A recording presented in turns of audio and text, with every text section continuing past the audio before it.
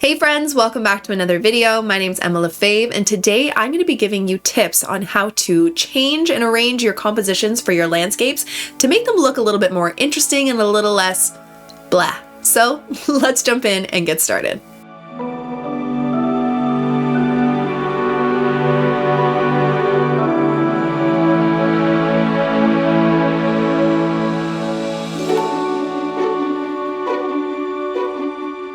Okay friends, so today I am going to show you 3 examples on how to elevate these really simple basic landscapes and create more depth and more detail to create some really great landscape compositions. If my voice sounds a little off, I am still sick, so bear with me. But this is going to be a really great video full of some really great tips, so stick with me here. Okay, so let's take a look at our first example. So here we have this green field with a blue sky, a barn, and some trees. Now, this is all fine for a beginner, but there are simple little tweaks that you can make to really elevate this to give it more depth. The first thing I want to look at are the bigger elements, such as the sky and the field. Now, one tweak that you can make to give this more depth is by using different values within the sky. So I'm going to show you, instead of creating one flat wash of blue for the sky, creating a gradient from a dark to light color in your sky, even if it's just a basic blue sky, is going to make it look a little bit more realistic, and it's going to give it some depth. If you actually look at the sky on a beautiful blue day, the closer to the horizon line that you look, so closer to the land, the lighter in color your sky's going to be.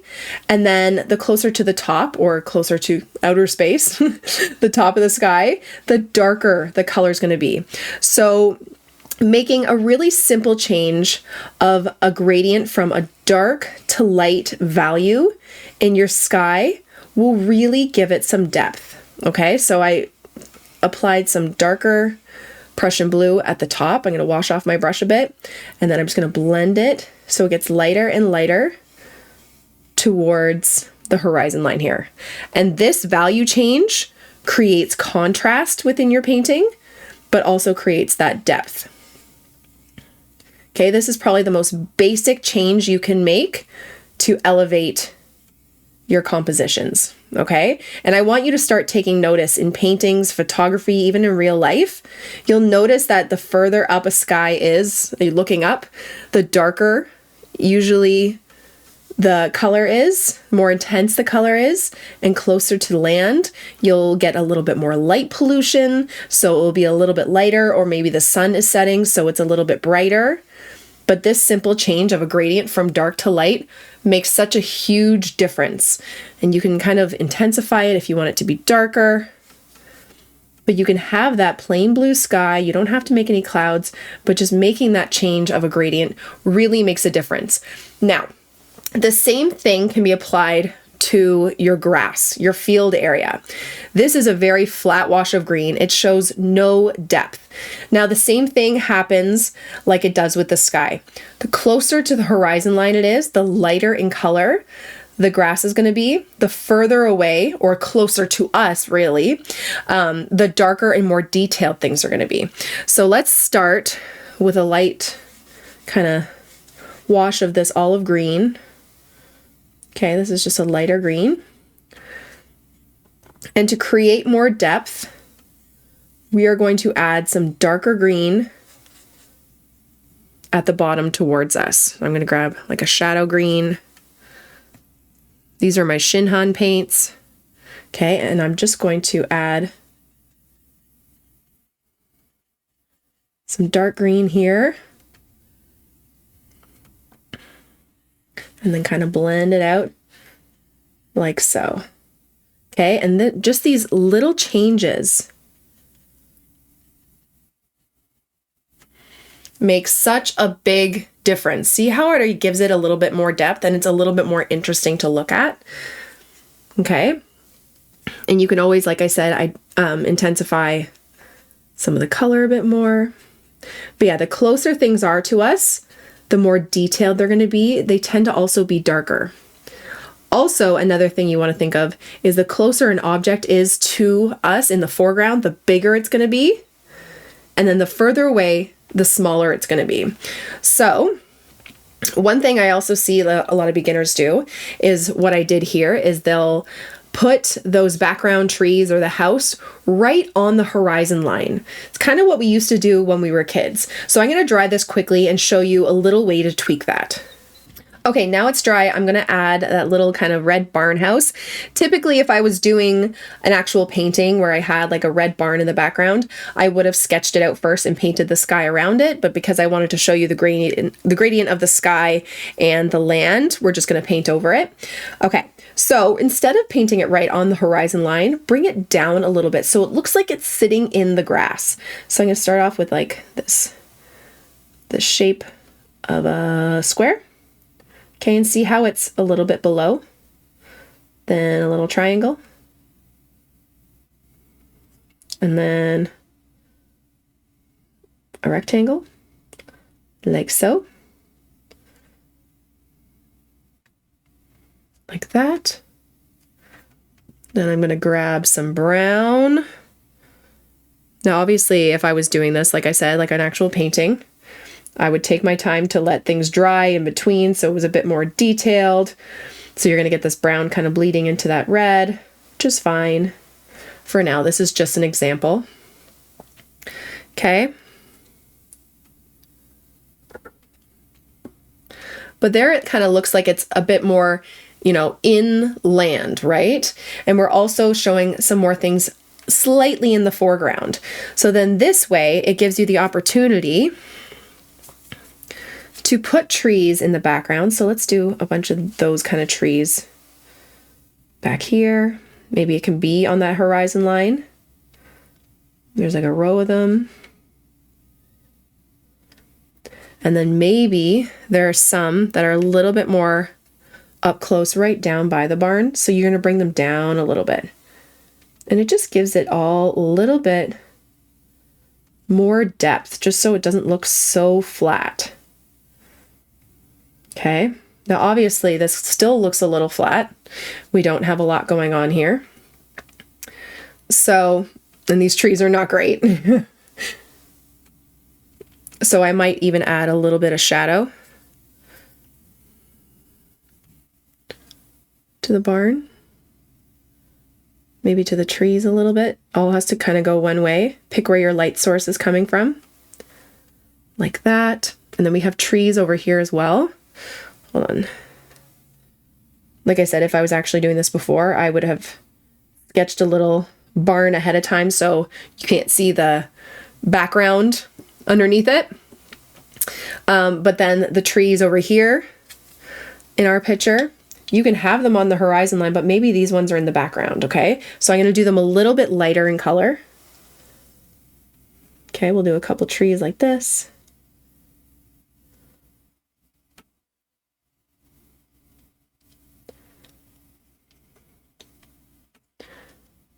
Okay, and then let that dry.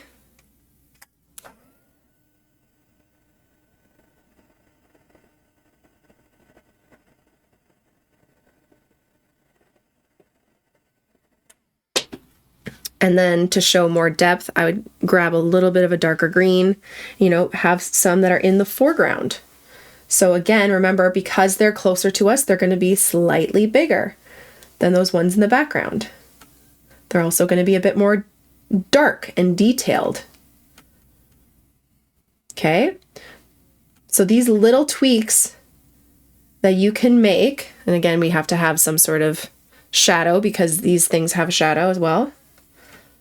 And it's going that way.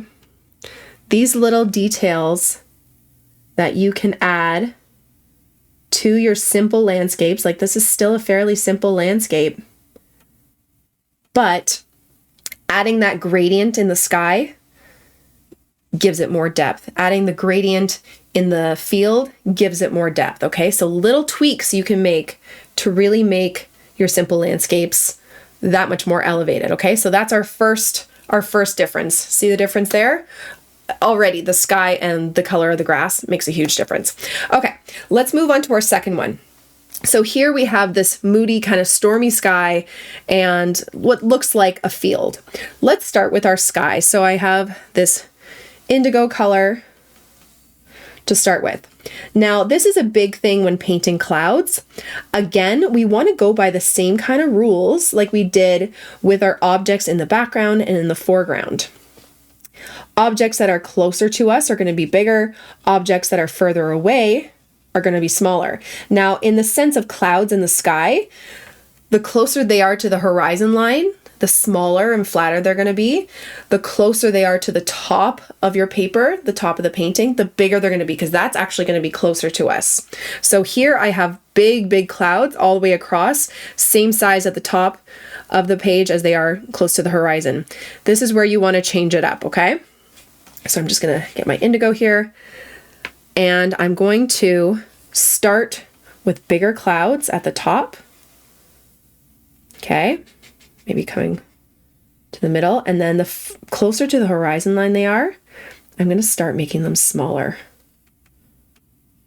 Okay, and this makes such a huge difference.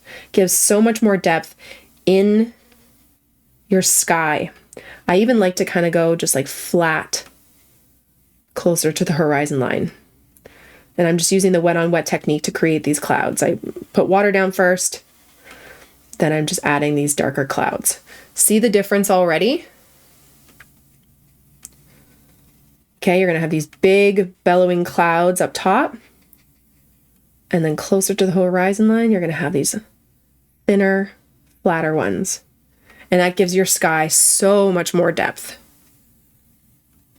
Now, if you're doing white clouds, you might want to use white paint, or there's lots of different techniques for white clouds, or you might want to paint around it, but still go by the same kind of, bigger towards the top, smaller towards the horizon line. Okay? So that is my first step with this. All right? And you can also, if you didn't want to have clouds all the way across the top, you could always have them coming in from one side. But again, imagine these ones aren't here. Bigger towards the top of the page, smaller towards the horizon line. All right. Okay, so that's our sky. That already makes such a huge difference. Now for our field, this looks kind of boring, and also the perspective is a little bit off. One thing that we can do to change this up to make it look just that much more interesting is picking a vanishing point. Okay, so like a point of focus that you want to focus on. Does that make sense? A point of focus that you want to focus on. A point that you want to focus on, okay? Could be in the middle, but what I find a little bit more interesting, which is another kind of rule I tend to follow, is that of like the rule of thirds. Anything that's kind of symmetrical right in the middle just doesn't look as interesting. So I'm going to pick my point of focus kind of right here. And again, the same rules apply. The further something is away, the smaller it's going to be. Closer to us, the bigger it's going to be. So I'm going to be doing, this is my point of focus right here. I am going to be creating these kind of farmland lines from this spot. And I'm going to be doing it on an angle. I don't want it all to come like straight down. I want to give more depth and more mass to my land. I feel like going right down straight, this really shortens it. I want to elongate my land. So I'm going to go from here and I'm going to go on an angle like that. And then right back there. And I'm just going to kind of continue. And I'm just going to keep bringing it out. And that just makes it look so much more interesting and gives it so much more depth. This straight line kind of coming down really shortens that field. Okay, but I'm going to pick that one spot and have them all kind of coming out. So again, the lines right here, these little triangles, they're the smallest, closest to that point of focus. And then the further away, the bigger the space gets in between.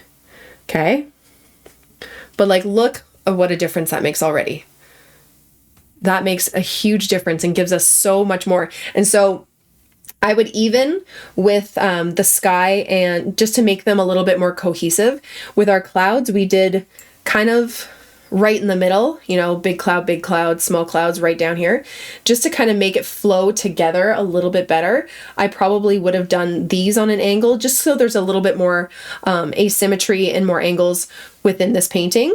So the clouds kind of mimic the land. I find that looks really, really nice.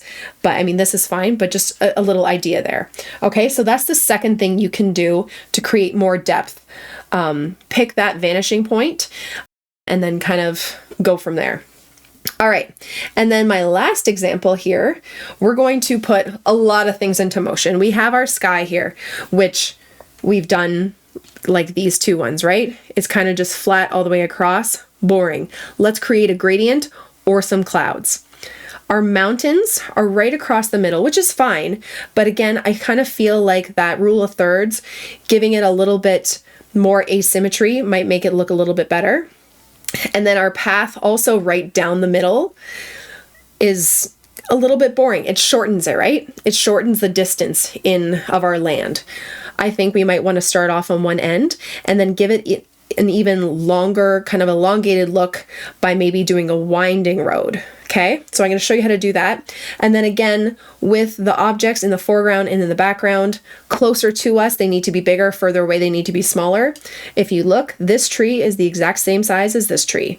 It's just moved down, so that's not really giving it enough depth. So let me show you how I would improve this painting.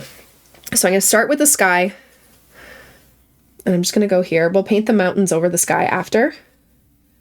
I'm going to show you the clouds that I meant where it's like just to one side, because that's one thing I really enjoy doing. We're going to do this moody kind of sky again, just because it's easier to paint darker clouds.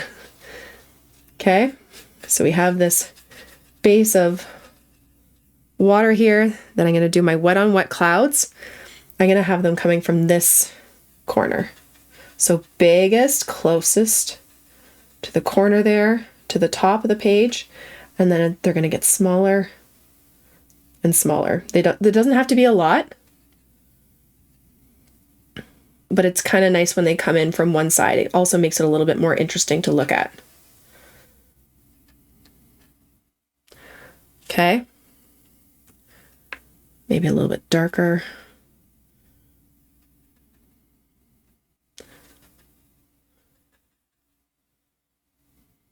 And we are going to do mountains over top of this anyway, too.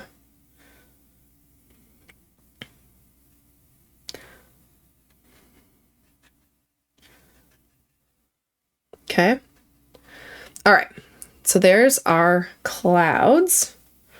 They're a little intense, but that's fine. I have to wait to do the mountains after just because I need this to dry. Let's work on the bottom here. So I was talking about a path. Again, having it right in the center, it's not interesting. Also, a straight path really just, it just makes it look a little bit too defined, rigid, and it just really shortens the length of our land. So I'm going to grab a little bit of brown, and I'm going to start over here, and I'm going to do a winding path. Again, a lot lighter towards the background and smaller. And then as we get closer to the foreground, it's going to get darker and bigger. So I'm just going to make this a little bit bigger. You can always draw it out first too. You don't have to freehand it with a paintbrush.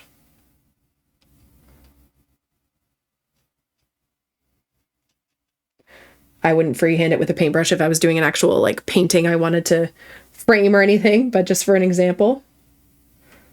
Okay. See already, this gives it so much more depth.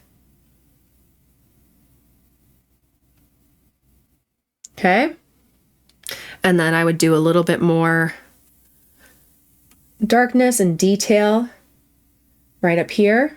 And see the fence kind of along here? We're going to do that after, and I'm going to show you. This is also incorrect. The posts on the fence are all the same height and same size, which we need to change to give our painting more depth. Okay? Okay, so let me dry this really quickly. Okay, so let's start with the mountains. I'm just going to grab a different brush here. Okay, so my mountains, I kind of did this different color here. They can be like bluish, brown. I don't know. I don't even know what color I'm going to use. But like I said, I want that kind of rule of thirds where there, you know, there's just the focus is kind of on 1/3 of the painting. So I'm going to have the mountains kind of come up here and down like this. And it just makes it look a little bit more interesting. You can have them in the background right across. That's not an issue. I just want to give you a different option. Okay, so I'm putting my mountain here.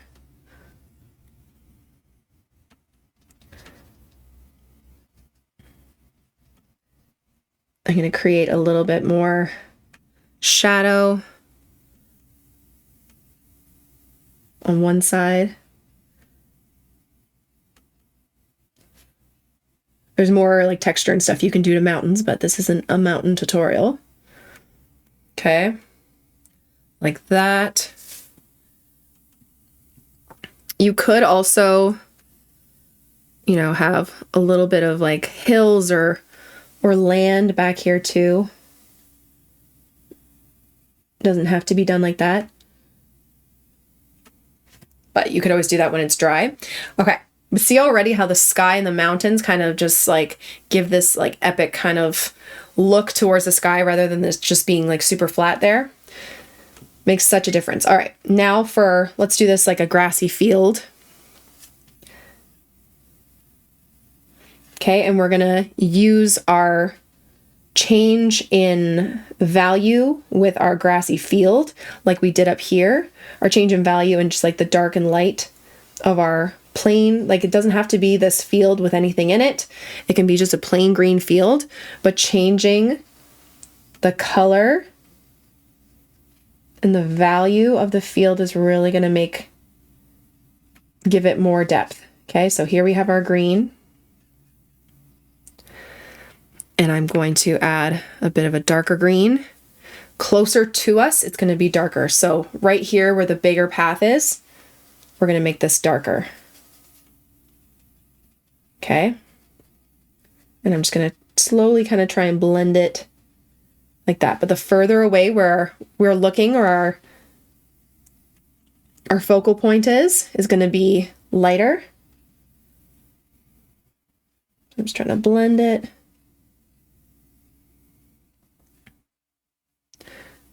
And then make it darker right up here. Okay, already, like, look how much more depth that gives. And you kind of want, like, back over here is far away too. So you might want to darken back over here and over here.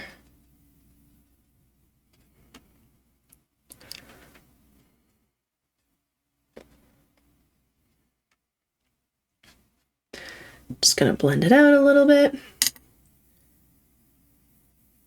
All right. And now let's let that dry really quickly before we finish off with some details. Okay, now that's dry. I'm just going to take my smaller brush and just work on some details. So the path, for instance, I just want to do a little bit more work on the path. Just a little bit more detail. Just a little bit more darkness too. Just especially right up close to us, you would maybe see some more rocks. Okay, a little bit more texture. And then we can't forget about our little fence area, okay? So I would start furthest away. Now again, I know I keep saying it, but just, you have to remember, the further it is away, the smaller it's going to be. So you're going to do these tiny little posts. Okay, and then the closer it gets to us, the bigger they're going to be.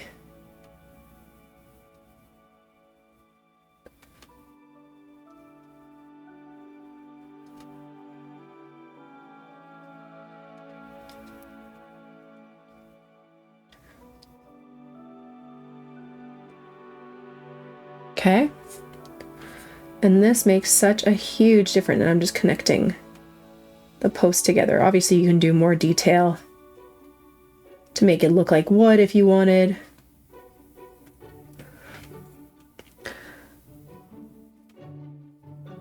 But I'm doing thicker strokes as it gets closer to us because they would be bigger, right? Like that. But like, look at the difference. Okay, it's huge.